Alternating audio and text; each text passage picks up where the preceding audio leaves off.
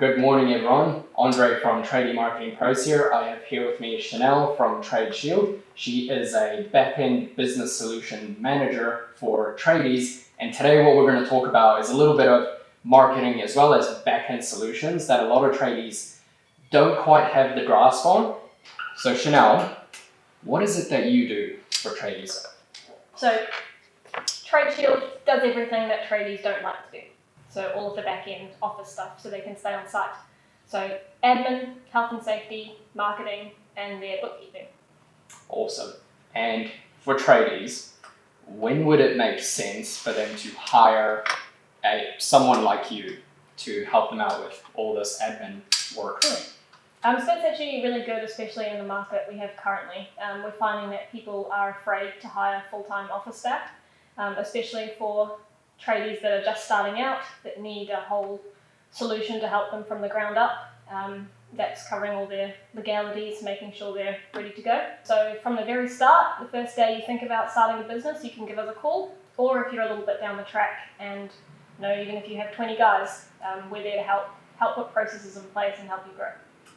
How often do you find that tradies don't have any sort of solution, SOPs, standard operating procedures for those who don't know? How often do you find that they don't have really anything in their business that they should?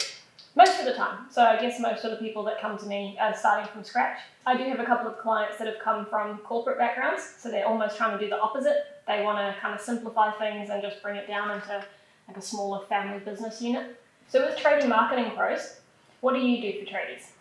What we do for Tradie Marketing Pros is quite simple. Most tradies rely on word of mouth, especially when they start out as a one-man band. Word of mouth does work for a certain amount of time, but what people find is word of mouth dries up, or they want to hire staff and they want to actually grow. Now, word of mouth only takes you so far.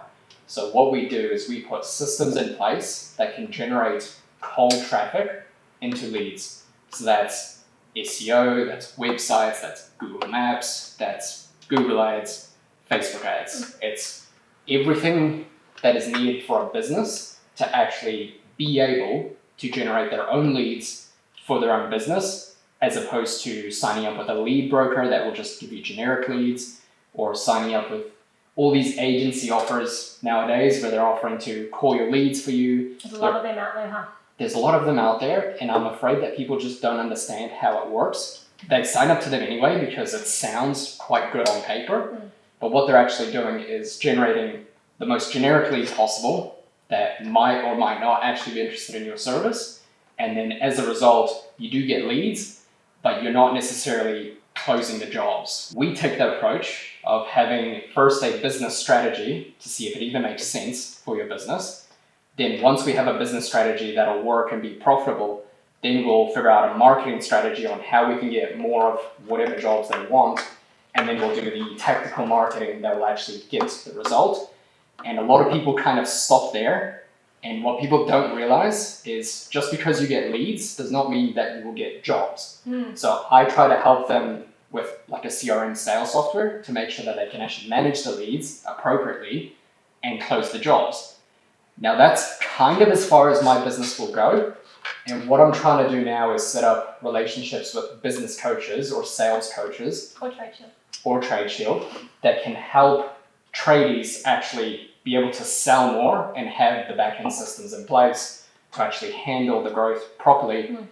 Because I'm going to ask you this at some point, is how profitable is a business before and after working with you? So really interesting that you just mentioned that. I have quite a lot of my tradies that we're quite open with each other. So even though I already offer solutions, if they come to me with other companies that they think might be able to help them, we can openly have that discussion. And if they can do something that, like yourself, that offers beyond what I can do, then we're happy to work together. Yeah. And with my tradies, they often come to me and say, like, I found this lead agency, so how are you different from them? So when you say you can guarantee the quality of a lead, how do you do that? First thing I want to break down is lead brokers. What they are is they will do the same thing. They will set up primarily Facebook ads. They won't do Google ads because it's more expensive and takes longer to actually work. But what they'll do is they'll set up Facebook ads.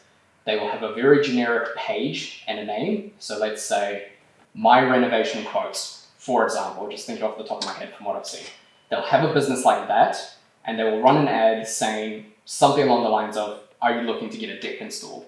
Or do you know how much a deck should cost to install? So they'll run something very generic like that, and then they will get the leads information, which will be a basic phone number, name, email address, zip code, and then they will give you that lead for, let's say, $30 or $50 or whatever it is that they charge. They have a cost associated with getting the lead through the advertising, and then they need to put a markup on top of that. So they will generate the most generically possible because that's what they are instructed to do. They are designed to get leads. They are not designed to pre-qualify them or make sure they actually turn into a job. So what we do is we set up marketing on behalf of the business so that at every point the marketing is done, it's under whatever brand name they actually are. We have back-end systems to qualify the lead to make sure they actually have the money they want to go through right now. Anything that a business would want to see before they even talk to a customer. And then they get the lead information after that. And ideally, someone from the team, from the business themselves, calls the leads. Because what's happening now is we've got what's called appointment setters. So you'll have someone from the Philippines or someone for $2 an hour or something call the leads on behalf of the business, and then they will give you the leads that have responded well. Now, they are designed to get you appointments or qualified leads. They will do that as quickly and as cheaply as possible. If you're a business selling landscaping, you're selling building services, you're selling anything over $5,000, how are you building rapport with the customer? If someone who is not local is calling you and asking you all sorts of questions about you, your life, how much budget you have, it just doesn't build rapport. And that's why a lot of these services don't work. Is that something you offer for your clients? Absolutely not. On behalf? Okay, No, interesting. Absolutely not. That was a funny point because I actually have clients who are in a similar situation. For initial reach, if we have absolutely no lead and we're cold calling, I'm happy to help on behalf because I can understand and build that really simple rapport. But when it comes down to having a lead, I think it's really important that the tradie themselves calls, because not only are you selling your service, but a part of it, you're selling your personality and who you are. Like for tradies especially, you're going to have someone in your house for weeks to do up your renovation. You need someone you can trust. You need someone you can leave with the dog. You know, so I think it's really important too that the person who is actually on the ground, or the tradie, is the one that calls back the lead. Even if it's not the tradie himself and he's got staff, he's got a proper salesperson or project manager, someone from the company who has been properly trained to represent the company appropriately should be calling the leads. It shouldn't be someone from who knows where, because every business I've spoken to that has that system in place, their conversion rates are 5%. They are losing so many opportunities simply because someone who is not local has called the lead and sabotaged their trust, their credibility, their rapport, everything. So you're saying a conversion rate of 5%. So that's when you have the lead. So if a tradie has an email in his inbox saying, I'd like you to build this, they call them and they only pin down 5%. So if there's 20 leads, that means they're getting 2 closed jobs. But those are strong leads. Those are someone coming in your inbox. And that should be a lead that's been generated by you in Facebook or Google Ads or SEO. So someone who has already inquired with the business will always have a higher opt-in rate, chance of success, because they've already, inquired with you. So you should already have a bit of trust already there, but you still need to call them. You still need to build that rapport, especially the higher the ticket your business is and what you sell, the more rapport, the more trust you have to build. And so someone calling from overseas and very obviously sounds like they're from overseas. I don't want to talk to someone from overseas who wants to try sell me a $30,000 landscaping job or a bathroom. Agreed. And that's what these homeowners are seeing. They have someone calling them from who knows where, asking them all these questions about whatever they inquired about. And people will not open up to someone that's not local because they know they're not local. No, very true. Another thing I wanted to talk about, I often have to explain to my tradies what the difference between marketing and advertising is. And at Trade Shield, we offer both, and then obviously have people that we work very closely with to offer the parts who are specialised in that division, like yourself, Google ads, Facebook ads. Would you be able to summarize for us what the difference is between marketing and advertising? Marketing is basically everything you do. So that's from if you do radio ads, if you go to local networks, if you do sponsorships, everything that sort of eventually gets you, your business to where you want to be. Yeah. Whereas advertising, especially in direct response advertising like Facebook and Google ads, you are advertising for a certain outcome, which in most cases is leads. Yeah. When you're doing marketing or you're doing social media, like social media is marketing because you're putting your business out there, you're marketing your business. You might not get leads straight away, which is what everyone wants, but you're building a brand reputation that, by the way, over time, when I have businesses that do the exact same thing, the ones that already have somewhat of like a Facebook following, they always do better every single time. And the businesses that maybe they don't have a social presence, but they have like a really nice website with loads of team photos and trust building, things like that, they always do better because they already have the marketing assets to support their credibility. So to summarize, we need to build trust.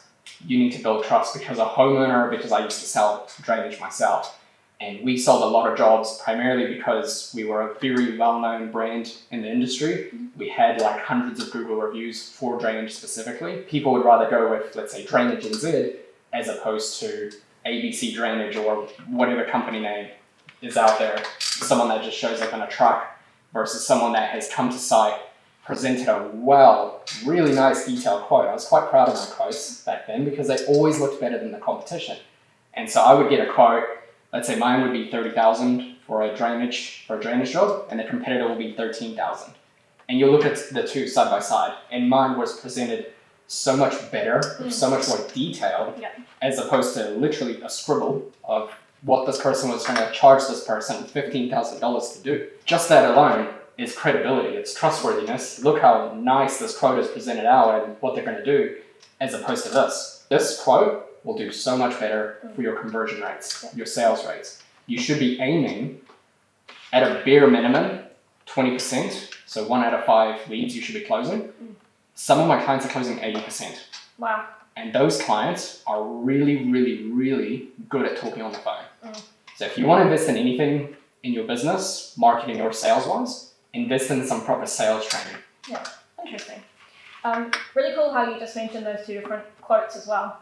Something I try to tell my tradies is when you send through a quote, have as much detail as possible. And that's not only to protect yourself, but it's to protect the customer as well. So that's a perfect example of why the customer wouldn't choose something on a scrap of paper with no detail, because they don't know what they're getting, they don't know what they're promised. So definitely important to document everything. So it sounds great. In terms of, let's say your client is getting leads through whatever means, how do you help them take that lead and actually close the jobs? So first of all, we'll have a system in place. So with tradies, they're usually doing everything. And when they do everything, usually they forget things. So we'll have a simple system, whether they want to invest in a CRM system or they just want to start a Google Sheets or they want to have a diary, however they like to do it. We make sure that as soon as the lead comes in, we have a day and we have a time frame of when we're going to call them. We say that every time you get a fresh lead, you need to call them within 24 hours. Sometimes 12, depending on the time of the day and the weekends and public holidays. I was going to say real quick that if you call your leads within 5 minutes, you will close so much more business.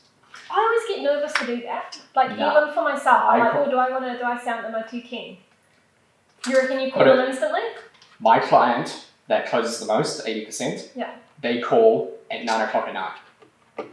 Because they are a 24/7 plumbing service, emergency service. Okay. They don't care what time the lead calls, they will call them and close the deal. Okay, fair enough. So for 24/7, I reckon that makes total sense. What about a regular company? A regular business, if it's Monday to Friday, actually I would even test Saturday. So do 2 weeks of calling on a Saturday, 2 weeks of not calling on a Saturday, see what the response is like. Yeah. But I would always call leads within 5 minutes. If it's Monday to Friday from, let's say 7:30 to, I would argue till 6, because a lot of people are at work and they can't answer the phone. So that's one thing you need to factor in. When I do lead qualification, I actually like to ask the client, when do they prefer to be contacted? And I can go a step further, and when they fill out the form, they can have an option to book a call on a calendar. Okay. So they know at 5:20 on Thursday, they will get a call from ABC Plumbing. Anyone that books a call, they're going to be way higher quality because they took the time to actually book a call with the company they want to speak to. That's true. That's quite interesting when I do Facebook ads for some of my clients too, when you have like a lead form. So the client actually has to fill in a couple of questions before they even get to you. Yeah. I sometimes think that it puts another barrier up because people are lazy and people don't want to do any extra work. But at the same time, you made a good point saying by the time the lead comes, you don't have to no longer sift through the shit leads. You just have the quality ones at the bottom. So do you do that for your ads? I do. It depends on the client. The ones that have like a proper sales team, they want to talk to everyone. Doesn't matter who they are, what they answer, they will still try and sell them something over the phone. But the clients that are still maybe answering the phone themselves, then I will add those pre-qualifying questions because they don't have time. They don't have time to speak to every single lead when they know a good 20 to 40% are going to absolutely waste their time. Thinking about advertising for tradies, a lot of my clients don't have a big budget. So thinking about spending thousands per month on advertising sometimes isn't feasible until they get off the ground. A couple of things I've suggested is just making sure your Google profile's up to date, because that's free. If you have a website, making sure your SEO is good and organised, sorted. What's the word for SEO? Making sure your SEO it's SEO friendly. And then also on your Instagram and Facebook pages, having contact details up to date, but also having current information. So we don't want to click on there and have stories back from 2019. And also we don't want to have too much on there of your personal life. So just making sure you're building credibility and trust on there. Once you have those basics, what else could you recommend? What I have, and anyone is free to download this, I have a free ROI calculator where you can actually plug in the numbers to see if advertising will even make sense for your business to begin with. But I would say with a business that is starting out and maybe they don't have thousands of dollars to spend on advertising, for most businesses, especially if you're working directly with homeowners, I would recommend doing Facebook ads first. And Facebook ads is so underestimated because people don't realize that with Facebook ads, they are there to be entertained. They are not there to buy a deck. They're not there to buy a bathroom. They're not there to hire a plumber. What they're there to do is to be entertained. So what you need to do is create demand for your service. So you can say things like, have you ever thought about getting a deck? Well, we do amazing decks. We'll guarantee that we do it within 3 weeks, or we'll give you X incentive as a bonus for not completing it on time. So it's people that maybe they've thought about a deck, maybe they've already inquired with someone for a deck solution, and now they see another ad for someone that can offer the same thing with all these amazing results, and they'll give me an offer as well. Another example is I have a house washing client, and this is so easy because a lot of people have dirty houses, especially after the recent storms that we had. My windows are filthy. I'd probably want to hire someone to wash my windows, so all I need to do, run an ad for dirty houses. Has your house recently been dirty? Dirty is not the correct word, but has your house been wrecked by the storm? Has your house been wrecked by the storm? We offer comprehensive house washing solutions to make your home look perfect. That's all you need to do. Facebook ads is a lot cheaper to advertise on as well compared to Google, especially if you're in a heavily populated city doing a very competitive trade like plumbing or especially electricians. So I would try Facebook ads first. You will get a better return on investment to start, and then you can move on to Google later, especially because Google takes 2 to 3 months to actually really show a nice return on investment. Should we talk about minimum spend for Facebook ads? That's something I always get asked from my tradies. Minimum spend for Facebook ads really depends. And I try to always tell people that if you have money in the bank and you're not going to go broke tomorrow, if you spend more money now, you will get more in return. That is always going to be the case. As long as you do it properly, there's no point in doing very crappy ads or generic ones because you will waste your money. But if you spend, instead of let's say $10 a day, which is $300 a month, if you spend $20 a day, which is $600 a month, you will get like double the return from the Facebook ads. I'd rather save the time and sacrifice the money and gamble to make double the potential return on investment. And the difference is $300.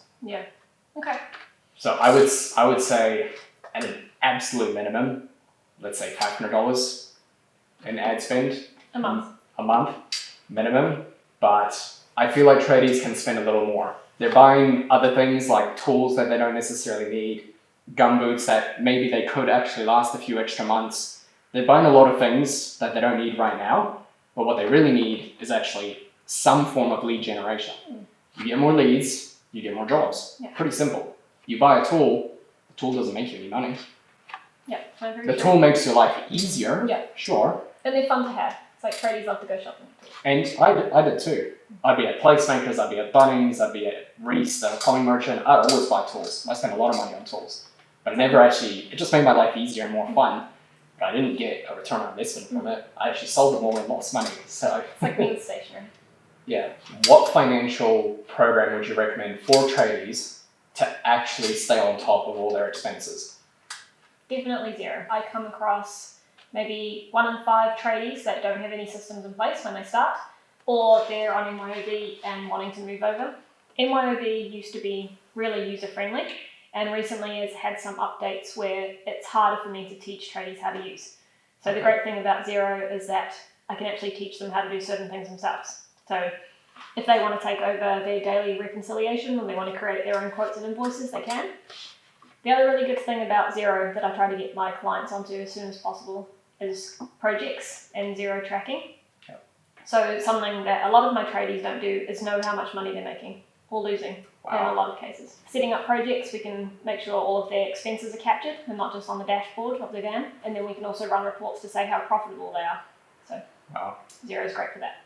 For all the clients that you've met with, maybe not necessarily worked with, including every client that you've potentially had the opportunity of working with, how many of them do you think were totally unprofitable because of a lack of systems? Yeah, like 50% that I've run into.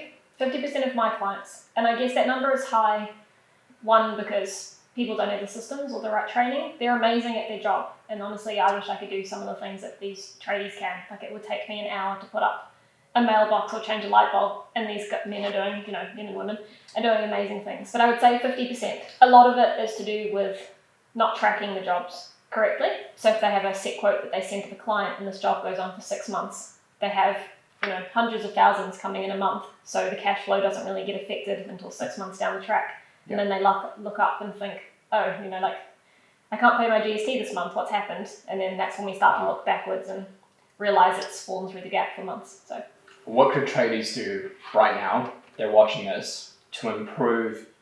Let's start with profitability. Mm-hmm. What could they do right now to improve their profitability? Start tracking.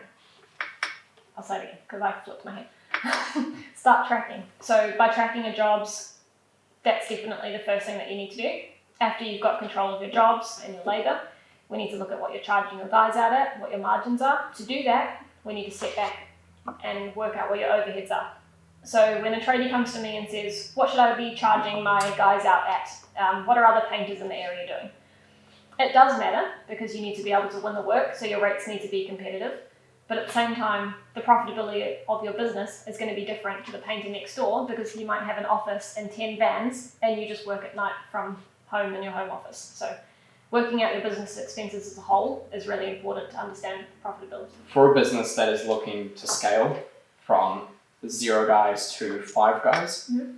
What actionable steps would you do and how long would it take for someone to actually do that? Timing-wise, I think in this market, it's going to be slower than usual. Everyone's struggling right now, especially in Auckland. So some actionable steps would be to make sure that your processes are in place early. Don't wait until later, until you're swamped and then need to backtrack and figure out what your paperwork is. Try create some processes, try handle your guys. The amount of tradies I have that hire guys, whether they're subcontractors or employees, with no contracts, and then 2 weeks later they get themselves into trouble. They don't know if they're paying their taxes, they don't know kind of what's supposed to be happening. So get all your processes and your legalities in place first, and then it sets you up to grow. Is that something you can help with, like the legality of staff and all that sort of thing? Yep, definitely. We can also advise on the best way to take on new staff in this current climate. Spoken to a few clients. Mm-hmm. I had Sparky come to my house. I had sent him the video of my broken switch, and I have a fairly new house like this, so it's all like standard electrical equipment you can get from the store. It wasn't anything fancy. Mm-hmm. and the Sparky came to my house with the wrong switch. So he's already gotten what switch he needs, he already knows. He came to my house with the wrong switch. Now, that obviously wasted his time, money, fuel, van, everything. How can a tradie avoid such a basic mistake like that? I would always tell my tradies to plan their jobs the day before if they can. I always tell them to order materials in advance if they can, quote accurately, take photos when you're out there quoting up jobs, and having a clear communication channel with your staff. A lot of guys don't even have even just as simple as a group WhatsApp to say, these are the photos for tomorrow's job, this is the address, this is the lady's contact number, she's got a chihuahua, make sure you don't let it out the gate. So yeah, just having a clear line of comms really with your staff can avoid a lot of expensive mistakes. I can safely say, because when I was still working in plumbing, there's a good 20 to 30 of us, and there was a lot of miscommunication. So I can safely say that sort out your communication, whatever way you need to, whether it's Slack, WhatsApp. Don't use messages, like text messages. Use proper groups with all your people so that everyone knows, even if it's your wife doing basic admin work. I actually had another client that was telling me that he had a plumber come to his house. He did the work. He told him that he'll send him an invoice.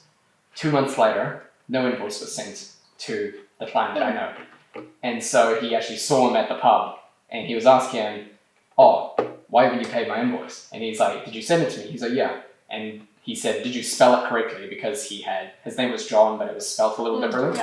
And so he asked him, did you spell it correctly? He's like, yeah. And so another 2 months goes by, no invoice still. So this plumber hasn't been invoiced for the client hasn't been invoiced for 4 months. And because the guy kept spelling it wrong. Now I have another similar story where a lot of tradies are just doing work but not invoicing it. How often does that happen? All the time, actually. That's actually something quite funny that I help a lot of my tradies get organised with. So Xero is a really good place to manage that, but if you don't have Xero, there's other kind of free platforms that you can send an invoice. But really, it's just about having the process, and depending on how many jobs you have, right? If you are a small lawn mowing company and you have 10 jobs a day, I would say spend 5 minutes at the end of your job when the mower's back in the car and send the invoice immediately, because if not, you're going to forget and it's going to get out of hand, or you're going to be there with your kids at 7 o'clock at night and doing invoicing. If the job is recurring over a couple of days, just having a kind of sign-off sheet or something really simple where the guys can say, this is done, we've cleaned the house, all the materials have been left from site, skip bin's been collected, client's happy, send the invoice. So whatever your process is, it's different for every company, similar for many, but just make sure you have one. I don't know if we're going to have a debate about this or not, but my opinion when it comes to sales is, I mentioned before, call the leads as soon as you possibly can. My opinion is, even if you're still on the tools doing the work, or maybe you're busy with whatever, my opinion is, even if you're on a job that, by the way, is already sold, so you've already secured the work, my opinion is, stop what you're doing if you can, if you're not in the middle of putting a wire together or putting a pipe in or whatever. My opinion is, stop what you're doing, call the lead, and try sell another job. Because sales is the name of the game. The more sales you make, the more money you make. So you should always prioritize new business over existing business, only because the business is already sold, so that it's not going to go anywhere. It's not like they're going to tell you off for being on your phone. What is your opinion on that? Should they do the same thing, or should they call within 24 hours or something? I think definitely they should do the same thing. I agree. I think it should just be slightly off-site from the customer. So having customers standing there talking to other people while they're in the job, their time is getting charged to that job. So I wouldn't like my tradie to be standing there talking to Mrs. Smith winning his next work. Let me take that back. I mean, quoted work. If you're on charge-up, get the job done first, because the client will complain, because I've had the complaint many times, that they took longer than they needed to. So do the job first if you're on charge-up, but if it's a quoted job that's fixed price for the homeowner, do the same. 100%. Step away. It's going to take you 5-10 minutes. That's longer than you take to go to the toilet and to go have your lunch. So. Or your cigarettes. Or your cigarettes. No, we're on vapes now. Tradies don't smoke anymore, do they? Chanel, do you have any last comments for anyone still watching till the end? If your wife at home is still doing her admin, then it's time to get someone else to do it. Not only can she be back at home doing what she likes to do best, whether that's her full-time career or looking after the kids or making you dinner, it's best to get someone professional in who's putting 100% of their effort and time into your business to help it grow. Something I see a lot when wives or someone's doing your admin and that kind of stuff for free is that they're ticking all the boxes, but they're not helping you grow. So they're not seeing the bigger picture. Definitely get Trade Shield involved if you're ready to take your business to the next level. Awesome. That's going to be it for us today. If you enjoyed this episode, make sure you hit like and subscribe, and I will link Chanel's social medias if you want to go check her out and Trade Shield, and see you on the next one. Cheers!